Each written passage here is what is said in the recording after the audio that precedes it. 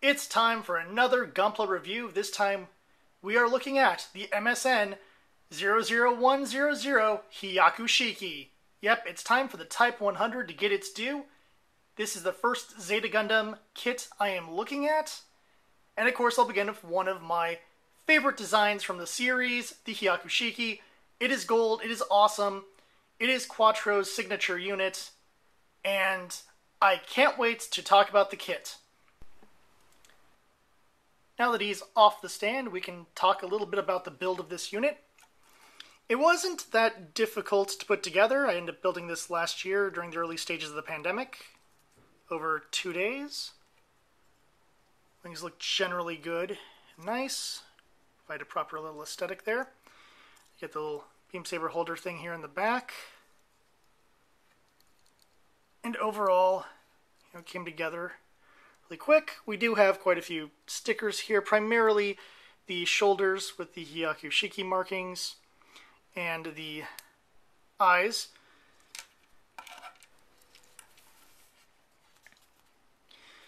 Here's our sticker sheet. You can see that there's a few extra little things on here. And the sheet with the Hyaku Shiki markings has already been thrown away because it was just those markings. So we have a few different options here to change up the eyes if you want to make them red, things like that.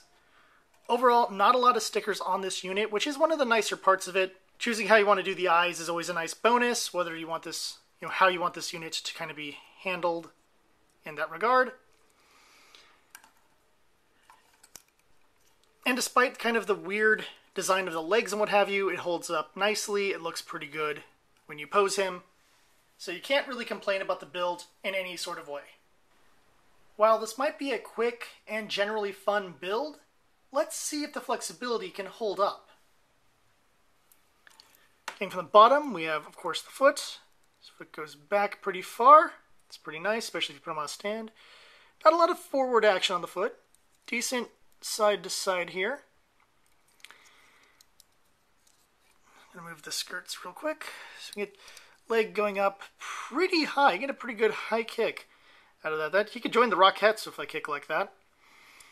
In terms of the back kick, we are limited, but by the back skirt, unfortunately. Not a lot of backwards movement there, unfortunately.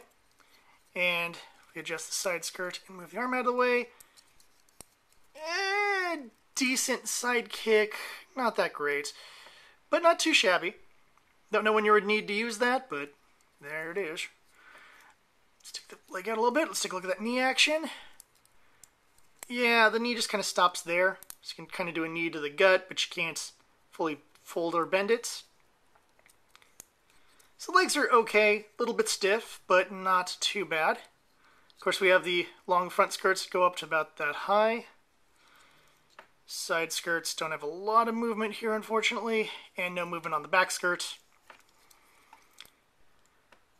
Up to the waist, we have pretty good forward there. It's not too bad. And if I take him back, he pops right off his peg. So yeah, like no real back action. Side a little bit, other side a little bit, but it's not great in that regard. Head has not much forward because it just popped off. And not a little decent for back though. That's pretty good for back, but not a lot in the forward department. A little bit in the head shifty department. Can kind of do a forward or a little back on the neck there. Of course, it can't even really 360 due to the size of the shoulders, but it is a ball joint, so it should be able to 360. Let's get to the arms. You can get them up that high. Shoulders can go forward and back a little bit, but the wings do get in the way. Elbow, not too bad, but not great. Hand, of course, is a ball joint, so it gets rotation, wiggle, the usual stuff.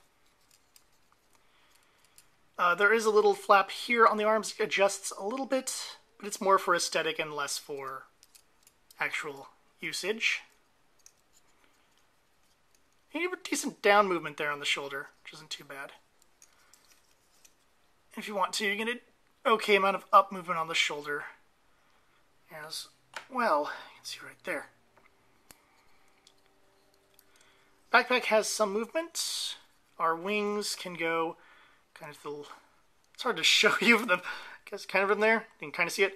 So you get a good tilt that way, good tilt this way, forward, downward, and of course this little bottom part here also shifts a little bit, but it's kind of difficult to do it without moving the whole wing. You can see on this one, kind of more or less pops kind of into the place it wants to be, but it can shift a little bit. No other movement on the backpack. And of course right here would be the clips for the beam sabers. The Hyaku Shiki's flexibility is very interesting because on the one hand it is lacking in a lot of departments primarily due to how it's designed. However, you could still get some really interesting poses out of this kit, and visually it is still very striking, but it would be nice if the knee and elbows had a little extra there, and especially for the waist and head. So the Hyaku Shiki comes with a fair amount of accessories. First off, for those of you who like doing some heavy damage, the clay bazooka is pretty good. It's a nice looking unit. It has the handle here that can kind of shift a little bit so it can fit better in the hand and over the shoulder. And that's it. No secondary grabby points. Also have its beam rifle. Has a standard holding hand right here. There are no trigger finger hands, so this is what you're stuck with. Other than that, it's generally fine. Looks rather plain, but it's a nice beam rifle. We have two beam sabers, of course. Come with their nice translucent blades. Click in these handles. Handles can be plugged onto the back of the suit when not in use. Lastly, we do have two different hand options. You've already seen the open hand. There's also a closed hand here. And that's it. Each side has an open hand and a closed hand. That's it. There aren't any spare parts other than a few polycaps. And as I wrap up, I equipped the clay bazooka. It doesn't quite look as good as I want it to look, unfortunately, but it's not too bad. Personally, I think the beam rifle looks a little bit better, despite my love of the heavy artillery in the Gundam universe. I keep messing around with him, so I better pull my hands away and talk about my final thoughts. Overall, I like this kit. Aesthetically, it's really pretty. Not only the shininess of the gold, but the fact that, you know, with the beam saber in hand, with the right posing, you can make this kit look pretty awesome. Granted, I already have a bias because I love this suit in the anime, so why would I not love this suit as a kit? But the kit does have some flaws and some problems that keep it from being the best of the best. Flexibility issues are definitely a major one here. In addition to that, the positioning of the clay bazooka with the wings and everything is kind of a pain to do. And I had a few moments where I had to glue parts together because they just wouldn't quite hold right. Especially the hands. I had a lot of issues with the hands with this kit. It isn't a bad kit by any means, and I'm not trying to scare people away from it. I'm just pointing out that while this was a relatively easy build, I still had to do some minor fixes to make it look nice. However, I've had this kit for 1.5 years now. It looks great, it still holds its position, and every time I swap up its weapons and put it back onto the stand, it just looks cooler and cooler.